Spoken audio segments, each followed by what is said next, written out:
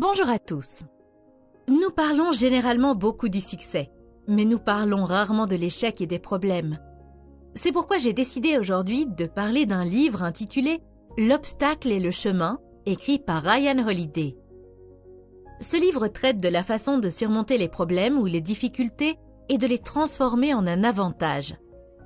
L'auteur utilise la philosophie stoïcienne et des histoires de personnages historiques pour nous montrer comment les difficultés peuvent être transformées en opportunités. L'obstacle à l'action fait avancer l'action. Ce qui se trouve sur le chemin devient le chemin.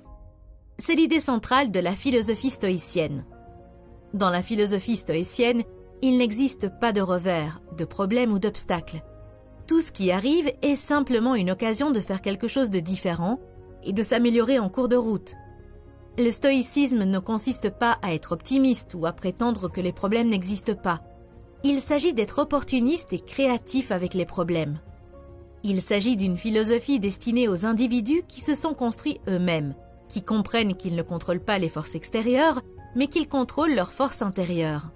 La plupart des grands personnages de l'histoire ont utilisé cette philosophie pour transformer chaque obstacle en opportunité. Ils ont utilisé les obstacles comme carburant pour leur succès. En fait, ce sont ces difficultés qui ont fait de ces personnes ce qu'elles sont. L'auteur dit que les grandes périodes produisent des personnes douces. Depuis la Seconde Guerre mondiale, nous vivons l'une des meilleures périodes de l'histoire, mais nous avons toujours l'impression d'avoir des tonnes de problèmes.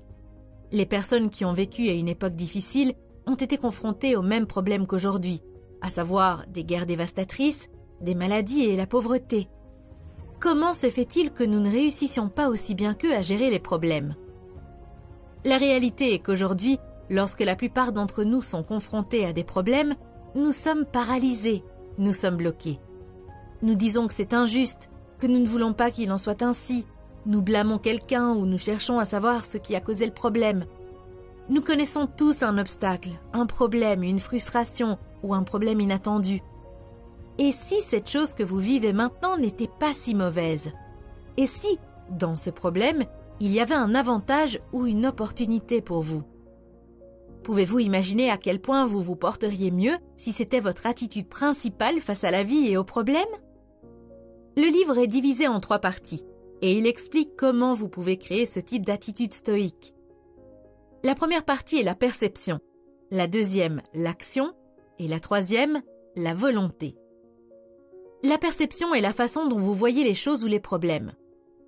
Si vous décidez de les voir comme horribles ou injustes, alors ils seront horribles et injustes. L'histoire que vous racontez est importante. Vous rencontrerez des obstacles dans la vie, justes ou injustes. Ce qui importe le plus, ce n'est pas la nature de ces obstacles, mais la manière dont nous les voyons, dont nous y réagissons. Trop souvent, nous réagissons de manière émotionnelle et perdons notre perspective. Cela ne fait que transformer les mauvaises choses en de très mauvaises choses.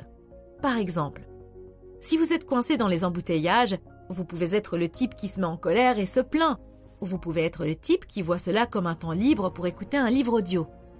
C'est comme ça, vous ne pouvez pas changer ce qui se passe dans le trafic, mais vous pouvez changer votre perception de la situation et les actions que vous entreprenez. L'auteur nous donne plusieurs tactiques pratiques pour modifier notre perception. Première tactique, reconnaissez votre pouvoir. En 1966, le célèbre boxeur Robin Carter a été condamné à tort pour meurtre et envoyé en prison. Soudainement, du sommet du monde de la gloire et de l'argent, il a touché le fond. Lorsque Carter est entré dans la prison, il portait une montre en or de $5000, une bague en diamant et un costume. Dès qu'il est entré dans la prison, il a rencontré les autorités et leur a dit « Je sais que vous n'avez rien à voir avec l'injustice qui m'a mis ici, mais en aucun cas je ne serai traité comme un prisonnier, car je ne le suis pas. » Il ne voulait pas accomplir les tâches de la prison et ne laisser personne le traiter comme un prisonnier. Il consacrait toute son attention sur la lecture et l'apprentissage. Il lit des livres sur le droit et la philosophie. Avec cette attitude, Carter disait « Vous pouvez tout me prendre, mais vous ne pouvez pas toucher le pouvoir qui est en moi. Je suis peut-être dans la mauvaise pièce, mais ce que je fais dans cette pièce ne dépend que de moi. » Carter a été reconnu innocent après 19 ans. Après avoir quitté la prison, il était déjà un homme meilleur et amélioré. Il n'a pas demandé d'excuses. Il n'a même pas demandé de compensation financière pour ses 19 ans. car cela signifierait qu'ils lui ont pris quelque chose. Et au lieu de ça, il a simplement repris sa vie après comme si rien ne s'était passé. Voici une citation de Marcus Aurelius. « Choisissez de ne pas être lésé et vous ne serez pas lésé. Ne vous sentez pas lésé et vous ne l'avez pas été. » Deuxième tactique. Restez objectif. L'auteur explique que l'objectivité consiste à retirer le « vous » de toute situation. Imaginez que vous n'êtes pas impliqué. Si quelqu'un d'autre était confronté au même obstacle, quel conseil donneriez-vous? Avez-vous remarqué à quel point nous sommes objectifs lorsque nous donnons des conseils à un ami? Votre ami se plaint et se sent stressé, mais vous voyez que le problème n'est pas aussi grave qu'il le pense. Vous êtes capable de voir les choses beaucoup plus clairement et objectivement lorsque vous donnez des conseils à votre ami. Mais nous ne pouvons pas faire la même chose avec nos propres obstacles. Alors, sortez de la situation et faites comme si cela arrivait à quelqu'un d'autre. Troisième tactique. Contrôlez vos émotions. Les obstacles nous rendent émotifs, mais la seule façon d'y survivre ou de les surmonter est de garder ces émotions sous contrôle. Si une émotion ne peut pas changer l'état ou la situation à laquelle vous êtes confronté, il s'agit probablement d'une émotion inutile ou, très probablement, une émotion destructrice. Personne n'a parlé de ne pas les ressentir. La véritable force réside dans le contrôle des émotions et non dans le fait de prétendre qu'elles n'existent pas. Inconsciemment, nous devrions constamment nous poser cette question. Est-ce que j'ai besoin de flipper pour ça? Quatrième tactique. Changez votre perspective. Lorsque vous pouvez décomposer une chose ou la regarder sous un nouvel angle, elle perd son pouvoir sur vous. Habituellement, lorsque quelque chose ne va pas, votre première réaction est de vous sentir bouleversé ou en colère. Par exemple, votre train a du retard à cause des travaux et vous commencez à vous dire « Pourquoi ces choses m'arrivent toujours ?» Vous commencez à vous sentir en colère. Mais regardez la situation sous un angle différent. Êtes-vous le seul dans le train? Est-ce que cela n'arrive vraiment qu'à vous? Tous les autres passagers du train sont également en retard. Il n'y a pas que vous. Laissez-moi vous donner un autre exemple. Vous vous rendez à un entretien et vous êtes rejeté, et vous avez l'impression qu'ils n'ont pas vu à quel point vous êtes bon, ou qu'ils n'ont pas apprécié vos compétences.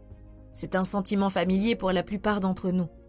Mais regardons-le un instant sous un angle différent. Le processus d'entretien est un obstacle pour l'intervieweur également. Elle doit trouver quelqu'un, et elle espère vraiment que la prochaine personne qui entre dans la pièce est la bonne, afin de ne pas avoir à interviewer d'autres personnes. L'entretien permet de résoudre son problème, pas le vôtre. Si nous changeons notre perspective et essayons d'être la solution au problème de l'intervieweur, je suis sûre que notre approche et le résultat seraient très différents. La perspective est importante, mais cela ne signifie pas qu'une fois que vous aurez changé votre perception,